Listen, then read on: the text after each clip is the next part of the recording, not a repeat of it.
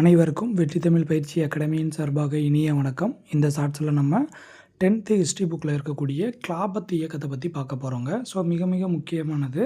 ஏன் அப்படின்னா நமக்கு என்னதுங்க, இந்திய தேசிய இயக்கத்தில் இந்த பகுதியும் நம்ம பார்த்து வச்சுக்கிறணும். சரியாங்க. பாருங்கள், ஜாலியன் வாலாபாக் படுகொலை நடக்குது. அதுக்கப்புறம் உங்கள் எல்லாருக்கும் நல்லா தெரிஞ்ச கதை தான். ஸோ இதை கதையாக படித்து வச்சுக்கோங்க, அப்போ தான் எப்பயுமே மறக்காது. ஸோ ஜெனரல் டயருக்கு என்னதுங்க, அவருக்கு குற்றம் சாட்டப்படாமல் அவருக்கு நிறையா வெகுமதி கொடுப்பாங்க. அப்போ முதல் உலகப் போர் நடக்கும். முதல் உலகப் போரில் கலீஃபாவுடைய பதவி அவங்க வாங்கிக்கிருவாங்க. ஸோ கலீஃபா ரொம்ப அவமதிக்கப்படுவார். ஸோ அதனால் கொண்டு வரப்பட்டது தான் என்ன அப்படின்னா கிலாபத் இயக்கம்.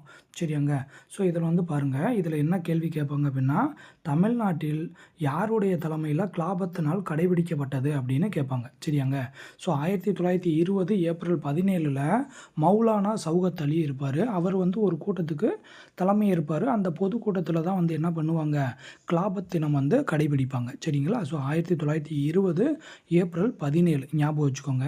ஸோ அதே மாதிரியான ஒரு கூட்டம் ஈரோட்லேயும், அதாவது மாநாடு தாங்க, கூட்டம்னா என்னதுங்க, மாநாடுங்க.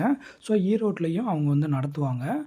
அடுத்த மிக முக்கியமான கேள்வி என்ன அப்படின்னா, தமிழ்நாட்டை பொறுத்த வரைக்கும் கிலாபத் இயக்கத்தினுடைய எழுச்சி நடவடிக்கைகளின் முக்கிய மையமாக திகழ்ந்த பகுதி எதுன்னு கேட்டிருக்காங்க.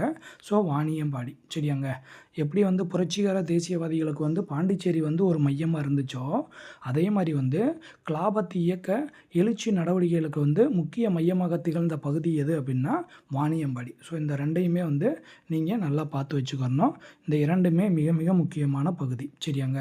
எந்த பகுதி அப்படின்னா தமிழ்நாட்டில் எப்போது கடைபிடிக்கப்பட்டது, அடுத்து கிலாபத் எழுச்சி நடவடிக்கைகளோட முக்கிய மையமாக திகழ்ந்தது எது. இந்த ரெண்டுமே மிக மிக முக்கியமான கேள்வி. நல்லா பார்த்து வச்சுக்கோங்க.